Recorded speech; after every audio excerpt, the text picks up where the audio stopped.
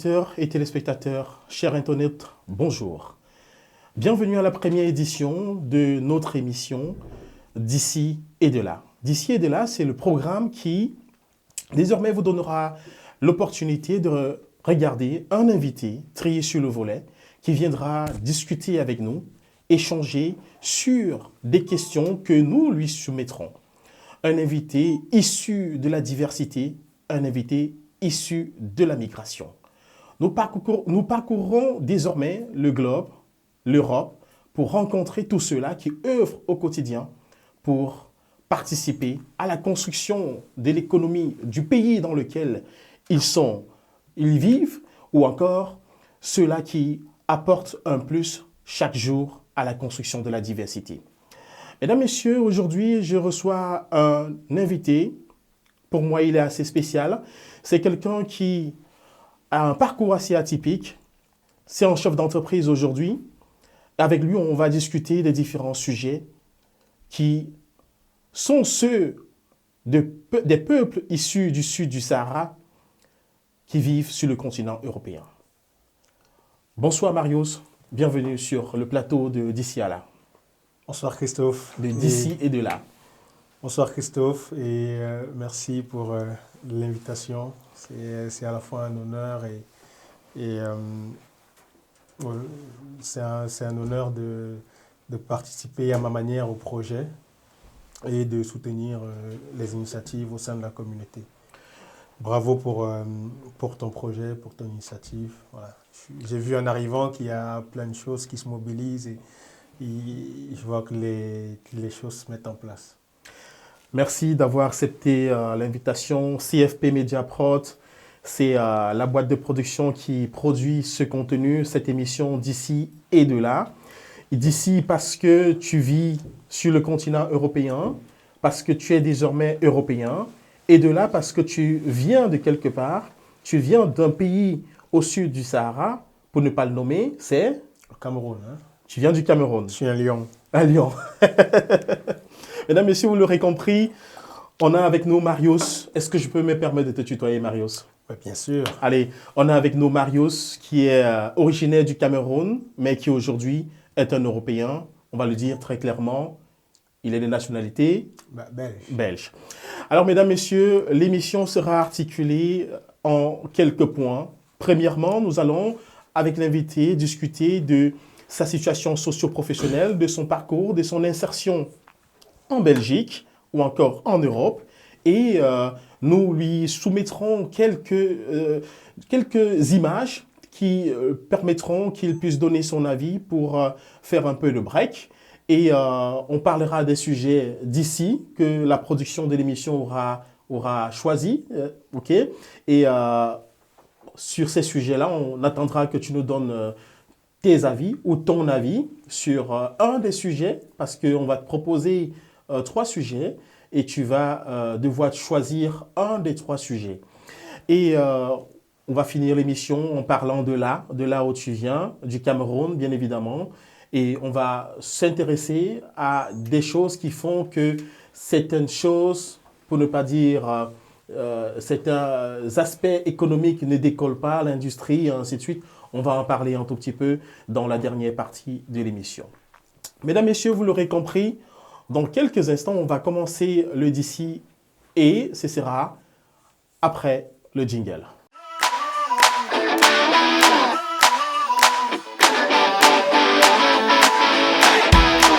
Alors, Marius, une fois de plus, je te dis merci d'être sur notre plateau.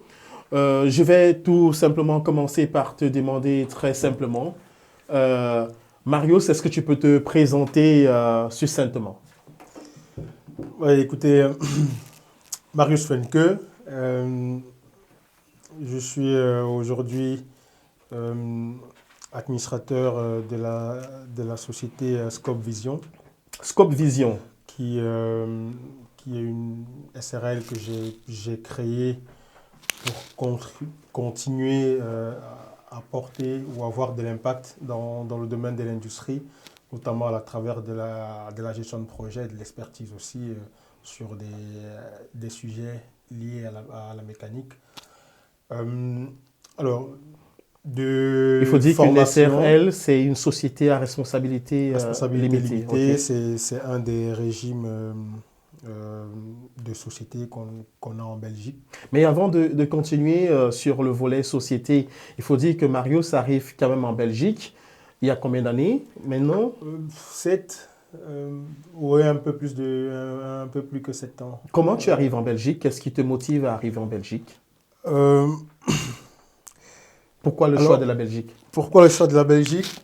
Parce que c'est ce qui a été le plus direct. Il faut dire que au départ du Cameroun, on a en général plusieurs possibilités entre la France, l'Allemagne, le Canada et d'autres pays exotiques, enfin, exotiques encore maintenant, la Russie et j'en passe. Oui. Euh, donc, pour l'Allemagne, par exemple, il y avait la barrière de la langue où il faut faire un cours de langue. Oui, il faut faire des cours de Pour langue. la France, ben, il y a cette interface qu'on appelle Campus Campus France. France, oui. Et pour le Canada, c'est des procédures On a- hyper longues et Oui. très très coûteuses. Mais ce que j'ai apprécié pour la Belgique, c'est que je pouvais avoir une relation assez directe avec des universités ici. OK. Et voilà, c'est de façon euh, assez indépendante. Voilà, tu crées ton compte. Et moi, j'avais postulé pour 2 unifs, l'Université de Liège et l'Université catholique de Louvain. De Louvain, oui. J'avais été retenu dans les 2 unifs. Et là, tu Et venais pour un programme c'était pour un programme de master, de master. en école polytechnique. Donc finalement, moi, j'ai fait le choix de l'Université catholique de Louvain. Parce que je voulais aussi pour notre communauté avoir un autre regard. Je trouvais qu'il y avait quand même beaucoup de ressortissants de mon école, qui était l'ENSET de Douala, qui étaient déjà bien intégrés au sein de l'Université de Liège. Et donc, L'ENSET, pour le dire, c'est... c'est l'école normale supérieure de l'enseignement technique où j'ai fait mes classes pendant 5 ans. Oui. Donc, Euh, vous sortez de l'ENSET avec un diplôme d'ingénieur ou... Avec une formation d'ingénieur, un diplôme d'enseignant et j'ai enseigné au Cameroun, au secondaire et dans des instituts professionnels d'enseignement supérieur. Vous avez aussi fait un peu d'industrie, Tout ce j'imagine. qui est cycle B, BTS, licence.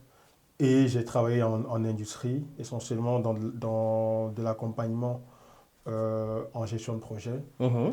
dans l'agroalimentaire, dans les industries comme aux brasseries du Cameroun. Et ensuite, je suis passé dans le domaine du pétrole avec Arnaud Installations Industrielles, où j'ai pu travailler sur des plateformes pour Perenco. Alors, on vous appelait le pétrolier. C'est ce qu'on, c'est comme ça qu'on appelle Et donc, tous ceux tu arrives en Belgique. On est dans les années... plus ou moins 2016. 2016, 2016, disons que il y a d'une part le contact que j'ai eu avec des amis qui avaient déjà fait le pas et qui avaient déjà suivi ce chemin-là. Mais il y a aussi de l'autre côté le choc pétrolier de 2015 qui avait pour conséquence que après 2015, les investissements quand même se faisaient rares. Et donc pour nous, qui étions quand même dans les projets d'installation Des plateformes d'équipements sur offshore, des j'imagine. plateformes en mer, il y avait moins de boulot. Et donc, c'était aussi un cadeau de la vie parce que en travaillant dans ce type d'environnement, moi j'avais échangé avec des ingénieurs formés ailleurs, que ce soit en France ou en Belgique. Il y avait d'autres qui venaient du Danemark pour d'autres sociétés. Je me suis dit finalement, mais pourquoi je me lance pas également dans une formation qui me permette de m'ouvrir à d'autres aspects de la mécanique parce que Parce que de base, vous avez une formation de mécanicien, mais quel type de mécanique bien c'est de la précisément? mécanique plus orientée dans la productique, donc Ok. tout ce qui est procédés de fabrication, Ok. de pièces mécaniques, Des pièces mécaniques et autres. essentiellement. Mais à la base, j'ai une formation en chaudronnerie, tuyauterie, soudure. Euh, donc j'ai fait un enseignement secondaire Donc finalement, technique. votre parcours, le choix de l'Université catholique, vous ouvrez la possibilité d'avoir un champ de connaissances encore un peu plus large, ou alors vous l'avez trouvé comme un peu ce que vous aviez déjà fait? Euh, on part toujours de ce qu'on a déjà pu engranger ou avoir comme bagage.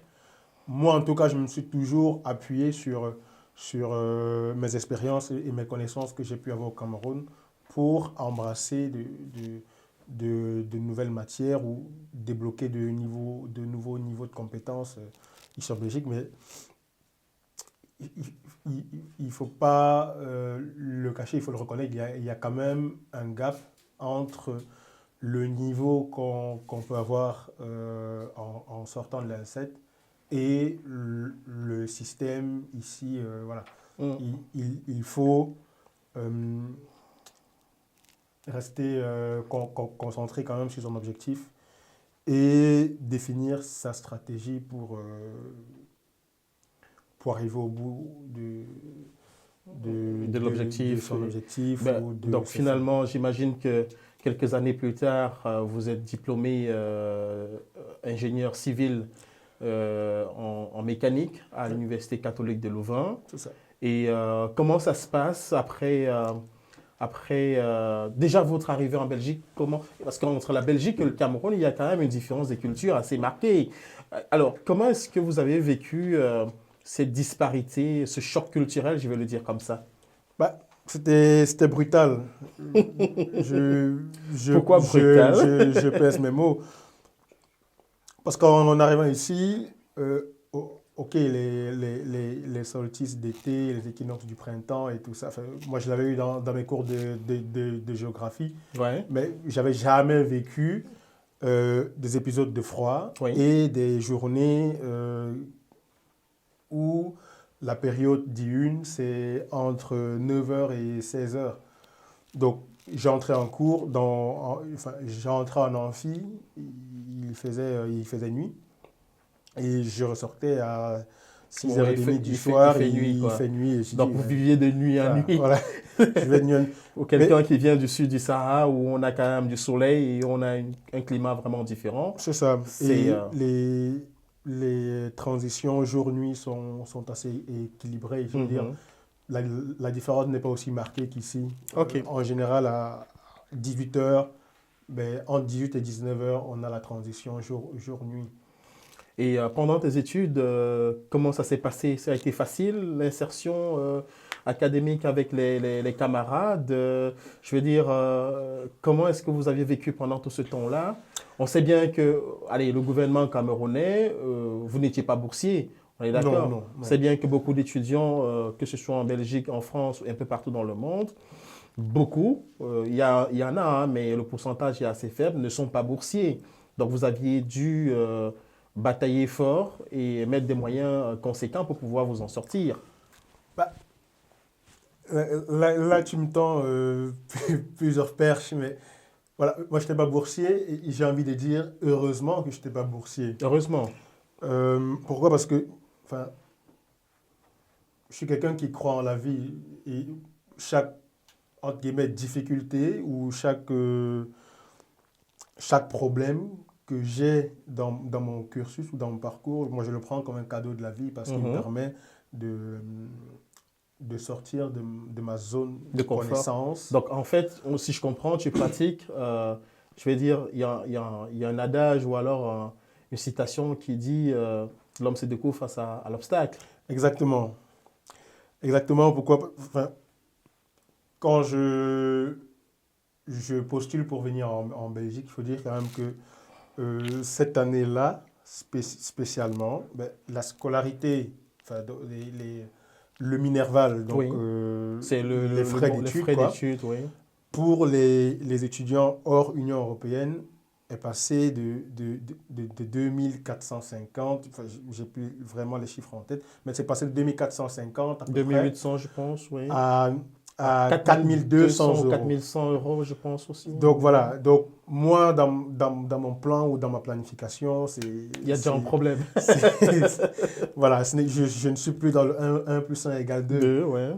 Mais j'ai choisi quand même de poursuivre la route. Et comme me dit souvent mon père, voilà, si tu sais compter, alors compte d'abord sur toi. Ah, Et ok. c'est comme ça que j'ai embrassé ce chemin-là. Je suis arrivé en Belgique. Au niveau de l'intégration en cours, ben, c'est un peu comme partout. Je veux dire, venant d'une culture différente et rentrant dans des classes ou dans des cours où la plupart des étudiants, ils avaient déjà quand même un cursus ensemble. Je veux dire, ils avaient déjà fait Ils ont fait peut-être du secondaire, les ils ont 3 fait premières années de les bachelier humanités ensemble. en gros, Voilà. ensemble, et toi tu intègres un groupe qui est déjà plus ou moins solidifié. C'est Et ça. donc le challenge, c'est finalement d'être accepté. Le challenge, c'est d'être accepté et ça passe aussi par le travail. Je veux dire, tu es challengé dans ce que tu peux apporter au Oui, sein d'un groupe. Et les formations de master ici, c'est quand même beaucoup de travaux oui, oui. en groupe. C'est des projets, Mhm. comme on les appelle ici, qui doivent être étudiés en groupe de 4, 5, 6. Et souvent, intégrer un groupe, c'était pas évident. C'est pas évident, oui. Mais, je disais tantôt, c'était aussi un cadeau de la vie. Parce que le fait d'être la seule personne hors Union européenne dans ma promotion, finalement, j'arrivais toujours à trouver un groupe. Mais Mais facile ou pas facile? facile ou pas facile, c'est pas le débat. Parce que au fil des semestres, il y a plusieurs projets. Et donc, quand tu arrives à te greffer pour un premier projet, ben, si ça se passe bien, alors tu auras plus facile à trouver ou à t'intégrer dans des groupes par la suite. Mais si ça ne se passe pas bien, voilà, on est un peu mis sur le côté ou souvent c'est l'enseignant qui doit intervenir ou même on doit former des groupes avec des Erasmus. Donc, c'est des Ouais. étudiants Qui qui viennent un sont peu de partout dans le voilà, monde entier pour. Mais voilà, maintenant, on est passé par l'étape de diplomation, on est rentré dans la vie active. Vous avez commencé certainement à bosser. Racontez-nous un peu, aujourd'hui, pourquoi chef d'entreprise? Vous avez peut-être commencé comme employé, et ouais. certainement. Allez, est-ce que vous avez une expérience à nous partager? Mais pourquoi avoir quitté le statut d'employé à celui de chef d'entreprise aujourd'hui? Bah, c'est un chemin, je veux dire, que j'ai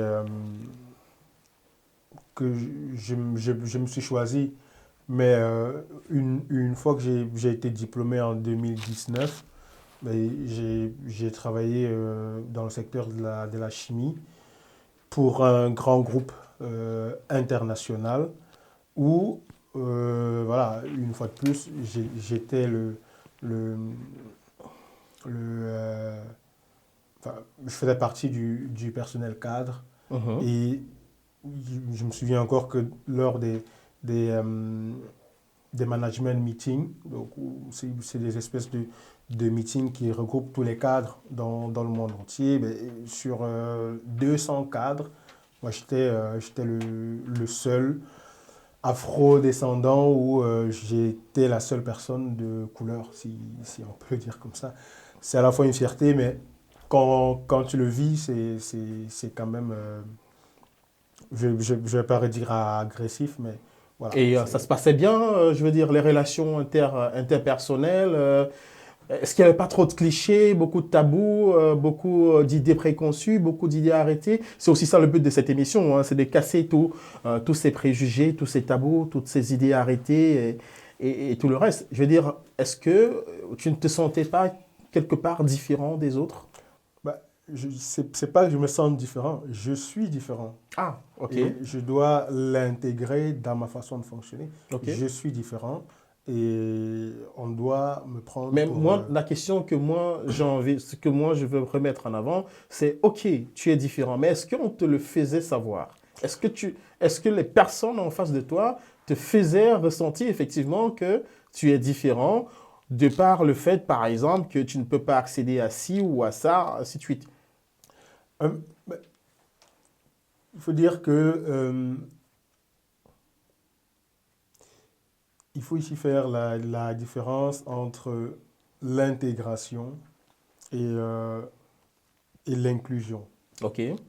C'est quoi la Donc, différence pour vous? l'intégration, c'est quoi? C'est une entité différente qui arrive dans un groupe ou dans un environnement Mhm. et qui adopte les codes et façons de fonctionner De ce nouvel environnement. de ce nouvel environnement. Et l'inclusion, c'est, euh, c'est le fait que des entités différentes coexistent dans le même environnement Mhm. et qu'on arrive à prendre chaque entité pour ce qu'elle est. Mhm. Donc, malheureusement, on est en train de faire tout un travail au sein des entreprises en Europe, et spécialement en Belgique, pour Pour arriver le cas de ce qui... à l'inclusion, mais on n'y est pas encore. OK. On est encore plus dans des questions d'intégration que d'inclusion. OK. Et donc oui,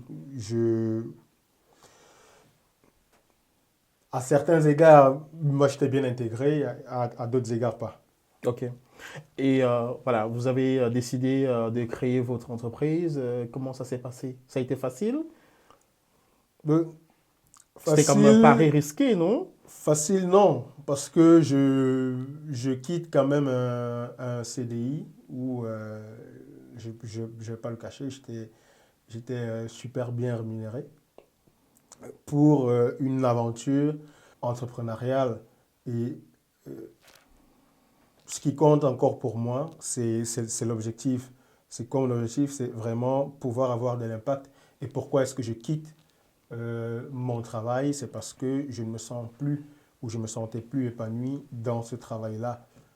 Soit parce que dans mes fonctions ou dans les activités dont j'avais la charge, j'arrivais à un niveau de saturation, mais aussi parce que l'environnement, la collaboration dans l'environnement commençait à... Enfin, je commençais à sentir quand même que j'étais...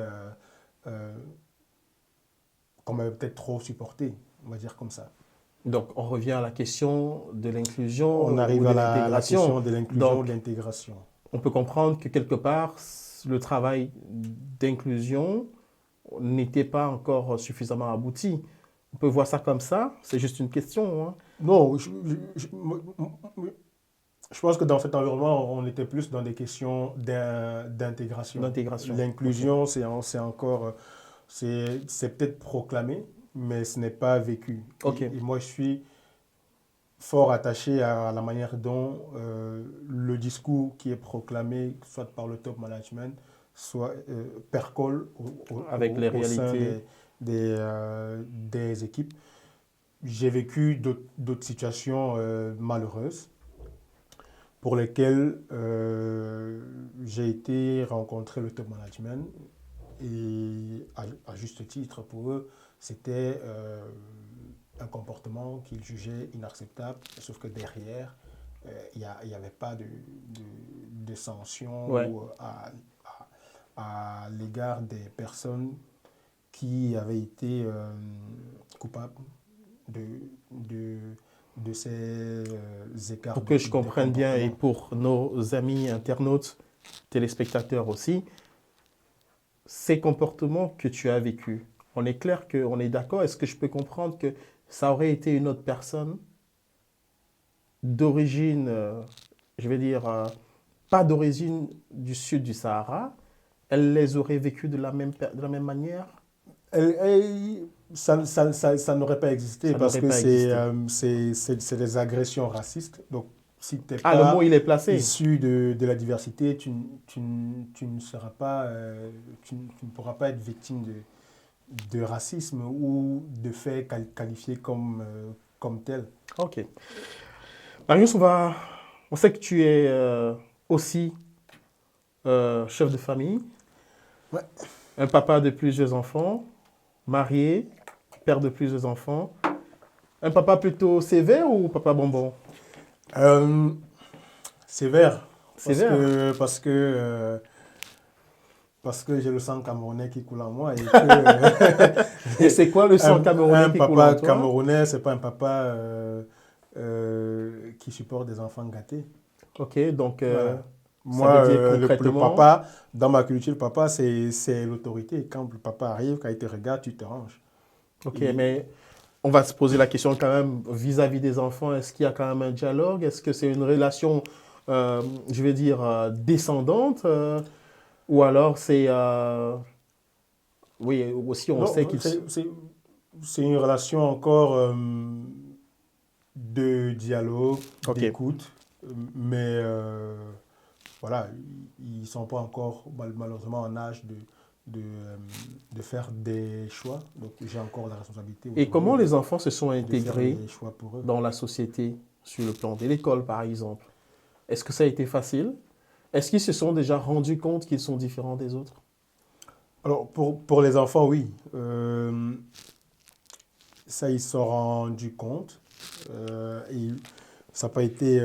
enfin, je veux dire, c'est quand même beau d'être enfant parce que quelque part, il y a cette naïveté, cette insouciance. Oui. Moi, mais j'ai deux garçons qui m'ont rejoint en Belgique en 2021. Et même à la cour de récré, enfin, on n'était pas quand même dans un village perdu, mais on était dans le centre de Liège, on va dire. Euh, et ce qui est quand même marquant, c'est que dans la diversité des, euh, des enfants à l'école, ben, quand ils te racontent ces journées après, c'est les mêmes prénoms qui reviennent, c'est les Mamadou, c'est les Eliam, c'est les... Enfin, voilà. Ouais. Il y a cette sélection naturelle Naturel, ouais, qui se fait. qui se fait et, ils apprennent à vivre avec et ils grandissent aussi avec ça.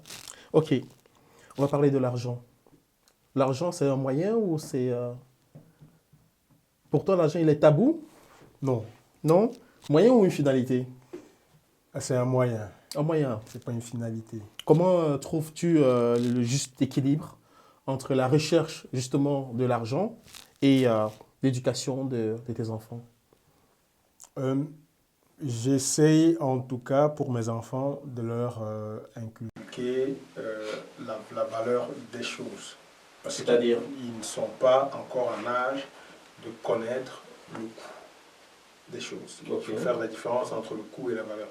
Moi, j'essaye de leur inculquer la valeur des choses. S'ils veulent quelque chose, ils doivent le mériter. Et parce qu'il fait un effort pour l'avoir, du coup, derrière, il Il y a connaît, une récompense. il y a une récompense, ou appelle ça comme tu veux, mais en soi, il sait ce que lui, enfin, il reconnaît la valeur ou l'effort qu'il y a derrière ce qu'il a eu.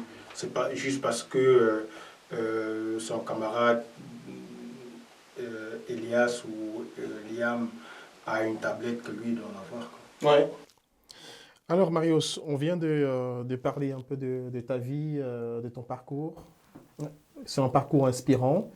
Je pense que c'est un parcours qu'on doit mettre en avant qui, pour les jeunes qui sont derrière, qui sont en manque de repères, ont besoin d'avoir des repères qui ne sont très malheureusement pas présents sur les médias traditionnels, parce que sur les médias traditionnels, certains en payent le prix du racisme.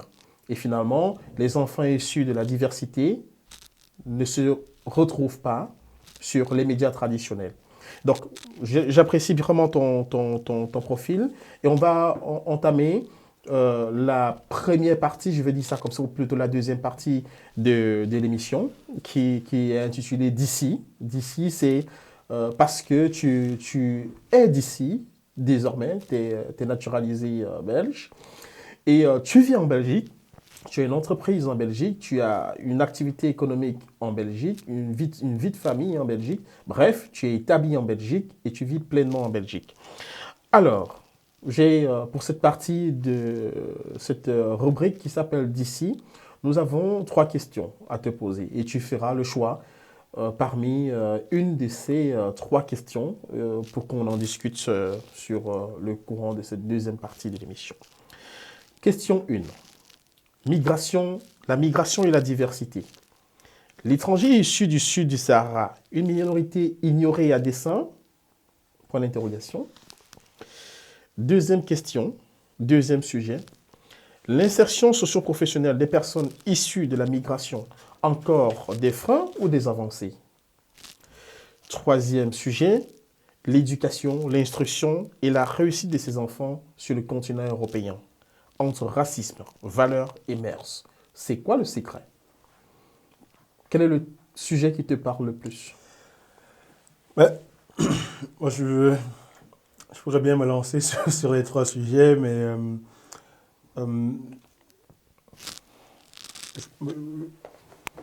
je pense qu'on va partir sur le deuxième sujet. Sur le deuxième sujet, l'insertion socio-professionnelle issue des personnes issues de la migration. Ouais. Ouais. Parce que je trouve que dans notre façon de faire, et quand on choisit d'avoir de l'impact, c'est à la fois pour la société, mais c'est aussi pour être une sorte de précurseur ou de baliser le chemin pour que d'autres puissent, sans grande difficulté, ou alors avec les difficultés qui seront les leurs, suivre le même chemin en se disant que c'est possible. Oui. Donc, j'ai toujours eu à cœur cette question-là. Et j'expliquais tantôt que je suis allé à l'Université catholique de Louvain plutôt qu'à l'Université de Liège parce que je voulais qu'au sein de la communauté, qu'on ait aussi un autre son de cloche ou un autre regard que uniquement celui de l'Université de Liège. En tout cas dans mon entourage. Et c'est aussi une fierté parce qu'après moi, au fil des années, donc sur 2017, 2018, 2019, 2020 même encore, il y a plein d'autres personnes qui ont suivi le pas et qui sont arrivées à l'Université de Louvain. J'ai acquis une bonne vingtaine de jeunes qui sont arrivés à Louvain-la-Neuve et qui n'avaient pas de repères. Et je me disais quand même que j'avais ce devoir de les soutenir. Il m'a été rapporté qu'à une certaine année, une certaine période, on appelait votre domicile l'ambassade. Oui, pourquoi l'ambassade en fait? Parce que je m'étais érigé ambassadeur de la communauté camerounaise à Louvain-la-Neuve. Ok. Je veux dire que moi j'ai un leadership naturel et je suis quelqu'un qui a un sens du rassemblement. Donc, quand je suis arrivé en Belgique, j'habitais à Bruxelles et c'était hyper compliqué pour les allers-retours entre Louvain-la-Neuve et Bruxelles le matin et au soir, en sachant que c'est pas trop compté sur la SNCB parce que voilà, les retards des trains qui sont hyper en retard. Ouais. Donc, je me suis établi sur le campus. Et j'ai usé des stratagèmes pour avoir un bail d'un appartement du service des logements de l'Université catholique de Louvain. C'est un appartement que j'ai gardé sur 3 ou 4 ans. Et en 3-4 ans, il y a une bonne dizaine de jeunes Camerounais qui sont passés dans l'appartement. Ok, revenons au sujet que tu as choisi, l'insertion socio-professionnelle des personnes issues de la migration. Encore des freins ou des avancées? Tu parlais justement de ton expérience à toi. Oui, euh, disons qu'au niveau de l'insertion socio-professionnelle, il y a encore des freins. Lesquels, par exemple? Il y a aussi quelques avancées. Alors, je vais d'abord m'arrêter un tout petit peu sur ce que je considère comme étant une avancée. C'est par exemple le fait que, à une certaine époque, même en tant que travailleur hautement qualifié, mais hors Union européenne, on avait encore des titres de séjour euh, qui étaient établis sur une année. OK. Euh, on a toujours le permis de travail qui pour moi est, euh, est une chaîne. Ah, moi, Euh, j'appelle ça de l'esclavage, oui, clairement. Donc, c'est une chaîne. Pour moi, moi, l'esclavage ça me rappelle un peu une est- époque où, allez, c'est une époque triste, mais où chaque maître avait son esclave et l'esclave ne pouvait pas aller chez un autre maître. C'est le même principe, hein, finalement. voilà, donc aujourd'hui, il y a encore la question du permis de travail qui euh, est encore méconnue même de certaines entreprises en Belgique. OK. Et donc, la principale avancée, c'est au niveau du statut du chercheur d'emploi que, à l'issue de son diplôme universitaire, on peut quand même avoir recours à ce statut-là. OK. Mais ça, c'est une directive de l'Union européenne, on est d'accord. Oui. C'est pas lié à la Belgique ou... Alors, il faut quand même, sauf à dire des bêtises, je pense qu'il y a les directives qui ne sont pas européennes. forcément appliquées Voilà. par la Belgique. Oui. Et chaque fois qu'il y a une directive, les États membres de l'Union européenne ont un délai de 3 ans pour l'intégrer en loi fédérale ou en loi régionale. Les délais peuvent varier du région, mais il faut quand même une certaine volonté pour se dire qu'on ne fait le pas. Quand tu regardes le statut des diplômés en Belgique, en France ou en Allemagne, il y a de grosses disparités. Mhm. En France, par exemple, il y a personnes qui sont diplômées, ingénieurs ou docteurs, qui à la suite prennent une résidence permanente directement Mhm. parce que, ils ont un système de passeport talent où quand tu as un certain seuil de revenus, tu peux directement postuler pour avoir une carte de résidence longue durée. Mhm. Avant, en Belgique, avec les mêmes conditions, tu avais quand même une carte d'1 an. Ici, c'est passé à 3 ans. OK. Donc, c'est une Bien, avancée. mais peut mieux faire. OK. Et donc oui, ça c'est essentiellement ce qu'il y a en termes d'avancée. Donc la durée du séjour qui est passé à 3 ans et le statut de chercheur d'emploi qui peut quand même être une belle porte pour celui qui, euh, qui est de nature positive. Et qu'est-ce que tu considères comme avancée? Comme frein encore aujourd'hui? Comme frein, pour moi aujourd'hui, et au niveau de l'insertion socio-professionnelle, c'est essentiellement le permis de travail. Mais Mais après, est-ce que les profils, les candidats eux-mêmes ne sont pas un frein? ça je vais y revenir. Mais donc, pour expliquer la question du permis de travail, c'est une fois que tu es diplômé en Belgique, il y a un certain nombre de conditions qu'une entreprise qui souhaite t'engager doit satisfaire, notamment un salaire minimum garanti, Mhm. qui en général est largement au-dessus de ce qu'on peut payer à un jeune diplômé belge ou de nationalité Union Européenne. européenne. Donc, ce gap-là crée un déséquilibre en termes de compétitivité sur Sur le le marché. marché de l'emploi. Mais en même temps, euh, c'est une sorte de sécurité aussi, parce que ou de protection des travailleurs étrangers. Parce qu'ils ne vivent pas les mêmes conditions que les travailleurs, de l'Union européenne. les jeunes travailleurs belges. Ok. Et donc, quand tu vas mettre face à face le fait de trouver un travail et le fait que ce travail-là peut te permettre de prolonger ton séjour sur le territoire belge, s'il n'y a pas ce dispositif-là, tu aurais des ingénieurs ici qui travaillent encore à la chaîne. Ok. Et qu'est-ce qu'on va dire? Je veux dire, avec cette procédure, voilà, cette procédure, est-ce qu'on ne se retrouve pas dans une situation où des gens font des métiers qu'ils n'aiment pas juste parce qu'ils ont besoin d'un travail? Oui, il y a aussi ce biais-là où finalement on se dit, bah, si j'arrive à trouver un boulot qui me garantit le permis de travail, j'applique la loi du d'abord. Je l'accepte d'abord et ensuite on verra.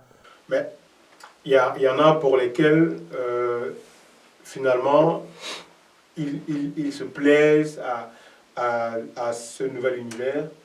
D'autres pour lesquels ça ne passe pas. Si on a fait aussi des études universitaires, c'est pour pouvoir développer le sens critique et apprendre aussi à s'émanciper de certaines choses. Donc, de mon point de vue, ce n'est pas le système qui cloisonne des personnes dans des boulots qu'ils ne veulent pas faire ou qu'ils n'aimeraient pas faire. Okay. Au contraire, j'ai évoqué tantôt le fait que s'il n'y a pas ce dispositif-là, tu aurais des ingénieurs qui ont des contrats, des préparateurs de commandes, mais qui n'a rien à voir avec ce qu'il a fait. Enfin, il faut le dire, c'est des boulots sans qualification, mais parce que ce boulot-là lui permet de renouveler son séjour, tu aurais eu plein de jeunes ingénieurs qui auraient choisi ce chemin de, entre guillemets, la facilité. Pourtant, la Belgique manque d'ingénieurs, mais cruellement. Ok, mais je pense que ce n'est pas tout. On peut citer autre chose comme frein. Est-ce que les formations sont adéquates? Les formations, moi je dirais que les formations sont adéquates, sont quand même adaptées au monde de l'emploi. Mais il faut aussi être conscient, moi en tout cas, dans l'UNIF où j'ai été, en master, tu avais moitié crédit obligatoire, où là c'est vraiment des matières qui couvrent l'ensemble des domaines de l'ingénieur mécanicien, et tu avais quand même moitié quota de crédit, où tu pouvais constituer ton programme en fonction de ton objectif professionnel ou de ce que tu as envie de faire demain. Et il y a quand même pas mal d'acquis de mes cours d'UNIF que j'utilise aujourd'hui dans mon travail quotidien. Donc allez, on comprend que tu es assez fier de ta formation et que les formations sont adaptées et adéquates. Et donc, en termes d'insertion socio-professionnelle, les paramètres comme l'inclusion, le permis de travail sont des véritables freins parce que certaines entreprises ne sont même pas au courant ou informées des procédures à suivre. Oui. Okay.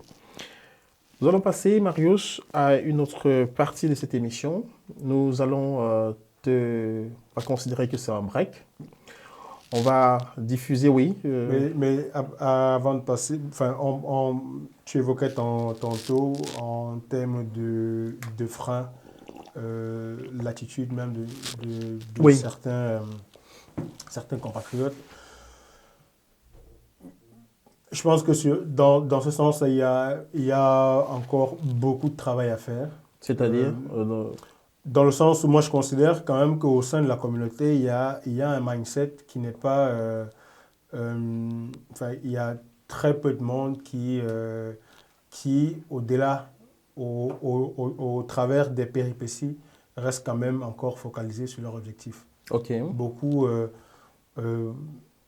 Se se détourne, détournent. cherche une voie de contournement. Voilà. J'ai toujours eu un boulot. Je ne vais pas dire facilement, mais pour d'autres, ça apparaît facile parce que euh, tu quittes un boulot et puis le mois d'après, tu es à un autre boulot. Mhm, Mais derrière, il y a quand même beaucoup de travail en temps masqué, mhm. notamment pour définir mon projet, mener la réflexion sur est-ce que c'est vraiment le moment et évaluer froidement les différents indicateurs que la vie m'offrait à ce moment-là. Je trouve qu'il y a encore quand même pas mal de personnes qui s'arrêtent à la première difficulté. Même dans le cadre de la création de mon entreprise, j'ai eu pas mal de péripéties, des refus, des rejets. Voilà, mais tu prends pour ce que c'est et tu continues d'avancer.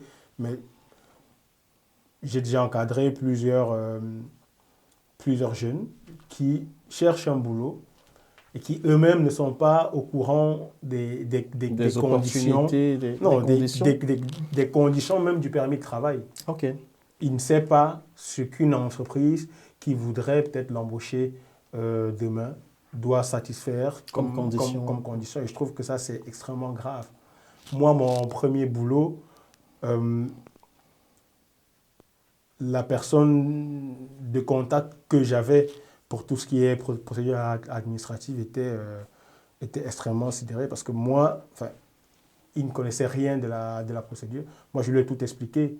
Avant moi, ils avaient essayé de recruter quelqu'un du Maroc, mais ça ne s'était pas bien passé parce que il fallait un visa par rapport à son boulot. Mm. Bref, c'était un autre cadre que le statut que j'avais en étant diplômé en Belgique, mais j'étais hyper réactif.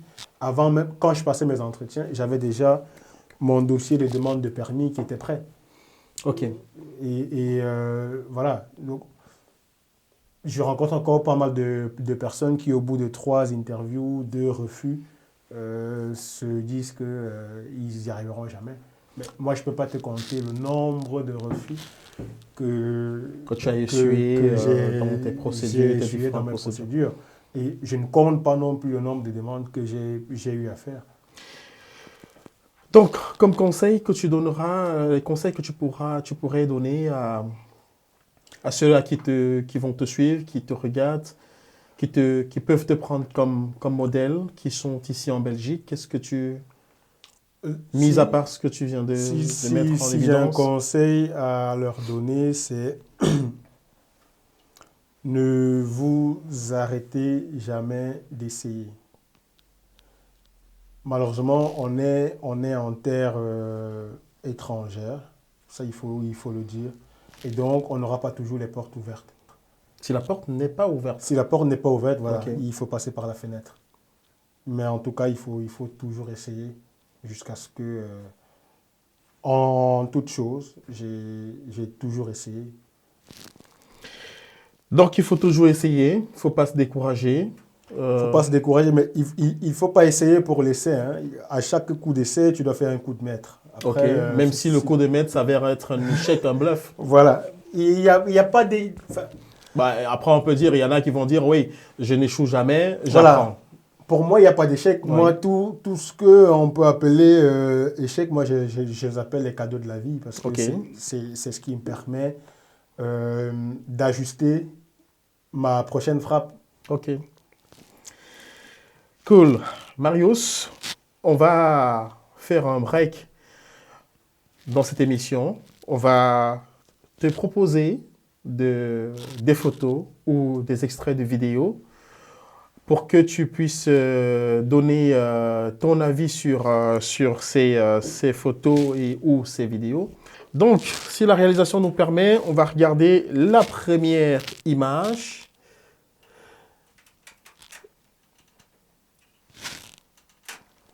Aya Nakamura.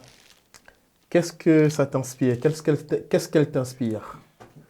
Est-ce que tu es au courant de l'actualité? Elle m'inspire le courage, elle m'inspire le travail, la détermination. J'ai suivi en diagonale ou un peu de loin l'actualité autour de son intervention ou de sa prestation pour l'ouverture des Jeux Olympiques de Paris, où on voudrait qu'elle fasse du Edith Piaf et d'autres ne trouvent pas qu'elle est digne de prester à l'ouverture des Jeux Olympiques.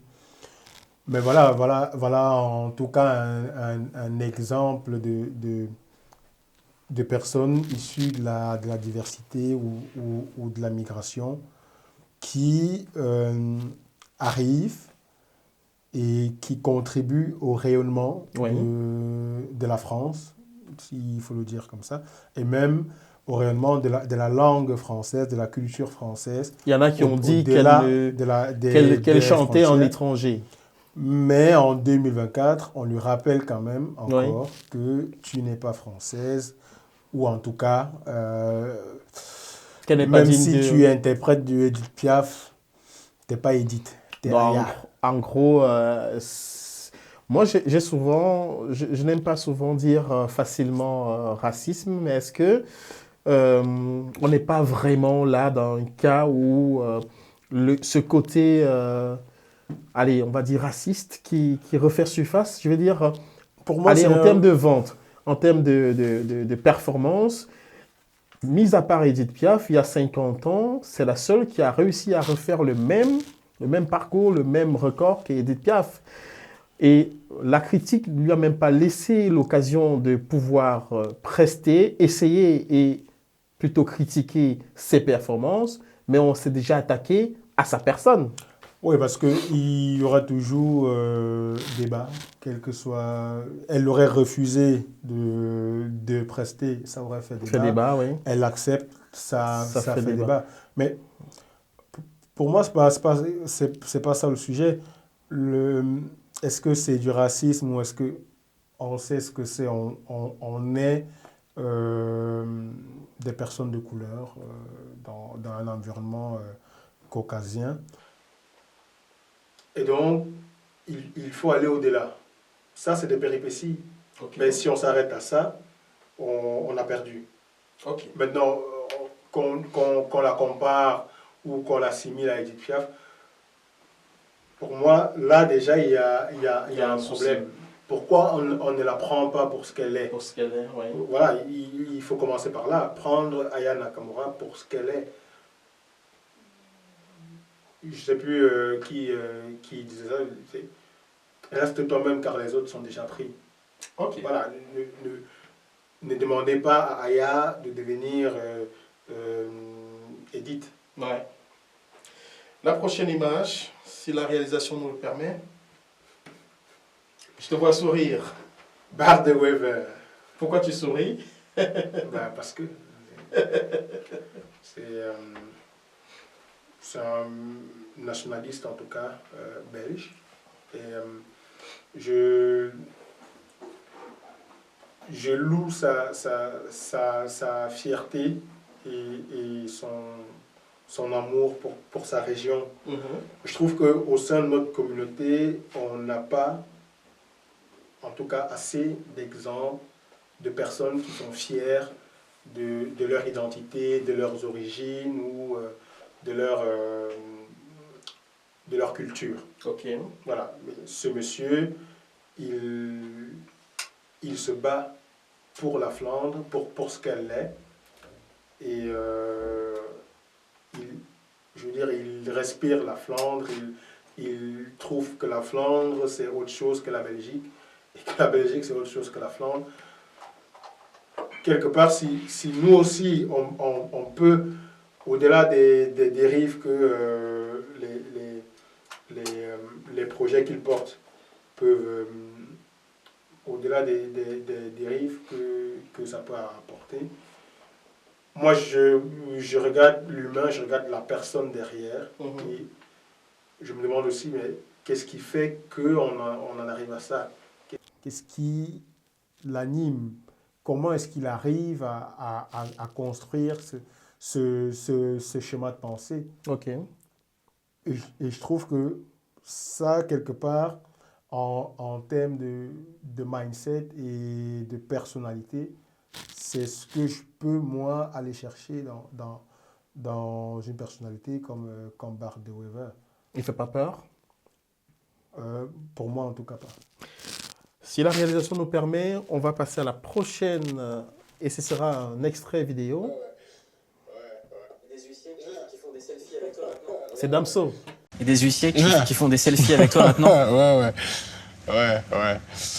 Ouais, c'est fou. C'est fou parce que quand je suis arrivé, j'avais la carte de séjour. Et maintenant, je suis l'icône belge. C'est intéressant. Ça s'est pas passé comme ça Enfin, c'était pas comme ça au début. Hein. Pas du tout. Mais ça montre que rien n'est impossible, quoi. Alors, qu'est-ce que ça t'inspire comme commentaire après avoir regardé cet extrait de Damso? Damso, c'est une personne que je respecte, qui est d'ailleurs très, très sympathique. Moi, j'ai eu la chance de partager un vol Bruxelles Airlines avec lui, courant 2019 ou 2018, je ne sais plus. Oui, 2018. Et donc, oui, moi aussi, j'ai mon selfie avec Damso. Mais il ne venait pas prendre un crédit chez moi. Je veux pas. Mais oui, voilà, il avait accepté à l'aéroport de Douala. Et qu'est-ce que tu penses de sa phrase qui dit « Dans un monde où on fait croire aux gens que c'est les diplômes, au final, c'est l'argent qui gagne ». Damso, comme disait Kerry James, la banlieue a une voix, je ne suis qu'un de ses haut-parleurs. Lui, il ne fait que porter haut les réalités, ou il ne fait que peindre une réalité qui est visible, qui est connue, mais de le dire, ça capture un moment et ça le laisse dans l'espace média, comme une bouteille à la mer, comme quelque chose d'impérissable. Mais je voulais aussi m'arrêter sur notre rapport à l'argent. Nous, en tout cas les personnes issues de la diversité, on a un rapport difficile à l'argent. C'est-à-dire? Quelque part, c'est culturel. On pense toujours que pour gagner beaucoup d'argent, il faut travailler physiquement très très dur. Voilà. Mais il y a des phases de la vie où tu peux travailler vraiment de façon acharnée. Mais à un moment, ça arrive tout seul et il ne faut pas s'en effrayer ou s'en offusquer. Là, il parle de... Moi, je voulais 5 000 € pour lancer mon projet. Maintenant, on me déroule... 1 500 000. Là, il débloque, il a débloqué un autre niveau. Un autre niveau, comme on le dit souvent. Et pour moi, c'est comment est-ce qu'on peut arriver à faire d'autres projets pour la communauté. Et j'adhère totalement à son discours de... c'est pas toujours parce que tu as fait des grandes études que tu as une meilleure valeur ajoutée dans la société. Au final, c'est qu'est-ce que tu apportes, qu'est-ce que tu peux créer, c'est quoi ta valeur ajoutée. C'est ça qui compte. On se fout de ce que tu as fait 3 doctorats et 5 ans de master. Moi, je connais des personnes qui, comme Damso, n'ont pas fait de très grandes études, mais qui créent de la valeur et qui, au final, dans le système économique dans lequel on est et tel que c'est conçu, c'est la création de la valeur qui compte. C'est la création de la valeur qui t'ouvre des portes. Oui. Une autre image, si la réalisation nous le permet. Harry Roselmark. Oui. Quel commentaire que ça t'inspire? Quel t'inspire? 7-8. 7-8, oui. Le journal télévisé, je crois que c'était le 20h de TF1. Oui. Où il était, je crois, le premier noir. Oui, le premier noir à présenter un journal télévisé. C'est quelqu'un qui a aussi eu son lot de difficultés hein, dans sa vie personnelle. Je pense qu'il y a d'ailleurs un documentaire qui retrace un peu son parcours, un documentaire. Je pense qu'il en a fait un livre aussi. Mais c'est des personnes comme ça qui m'ont moi Inspiré? inspiré dans le maniement de la langue et dans la connaissance de la langue française en tout cas. Harry Roselmack. Et la dernière image. Pourquoi tu souris? Ben, parce que IBZ, c'est chaud, quoi. Quand tu reçois un courrier et que sur l'enveloppe, tu vois IBZ, Ça fait réfléchir. Ça fait en général, Ça n'annonce pas des bonnes quand couleurs. tu es étudiant, tu laisses d'abord le courrier, tu dors. Et puis, quand tu te réveilles, tu ouvres le courrier. Non, c'est le service des étrangers pour le cas. Et pour moi, c'est d'avoir un service des étrangers au sein du SPF à l'intérieur, donc du service public à l'intérieur, c'est bien la preuve qu'il y a les Belges et il y a les étrangers. Oui. Donc, on doit vivre en intégrant cette réalité-là. Nous qui avons fait partie des autres ou qui sommes encore des autres, on doit l'intégrer dans nos schémas de pensée et on doit pouvoir développer des stratégies ou des façons de faire ou un mode de vie ou des schémas qui intègrent cette réalité-là et ne pas penser qu'on va être accepté partout. Mais ce n'est pas parce qu'on te rejette que ça s'arrête là. Ok. On va passer à la dernière partie de l'émission et on va parler un peu de là où tu viens, hein, du Cameroun. Douala. Tu viens de Douala. Est-ce que tu as eu une enfance facile dans la ville de Douala? Facile, je ne sais pas, mais j'ai eu une enfance joyeuse. Que penses-tu de la jeunesse camerounaise que tu as laissée derrière? C'est une jeunesse forte, Oui. mais c'est une jeunesse parce qu'il y a encore, on n'est pas dans la généralité, hein, mais il y a encore quand même... Et il y a des jeunes quand même qui font des choses extraordinaires, qui font des choses exceptionnelles, qui se démarquent de ceux que tu as fait référence. Ouais. Que penses-tu, par exemple, si je cite un nom comme Claudel Nobissi ou alors Philippe Simon? L'un et l'autre ne sont pas à mettre dans le même contexte. À la fois le docteur Claudel Nobissi, qui à travers la Startup Academy montre la voie, trace un chemin. C'est pas ce qu'il y a de plus parfait, mais je salue son courage et son abnégation. Moi, je le considère. Il y en a qui le considèrent comme un génie. Est-ce que tu le mets dans la même catégorie? Un bon commercial, en tout cas, un bon vendeur. Il sait vendre des choses. Oui, il sait vendre des choses, que tu sois génie, que tu sois personne lambda. Moi, je dis encore le plus important, c'est qu'est-ce que tu crées comme valeur. Voilà. Ok. Qu'est-ce que tu crées? Et pour l'occurrence, c'est quelqu'un qui crée, c'est quelqu'un qui essaie, c'est quelqu'un qui se casse la gueule, qui s'est cassé la gueule, mais qui continue d'essayer. Et voilà. Et Philippe Simon? Philippe Simon, c'est un exemple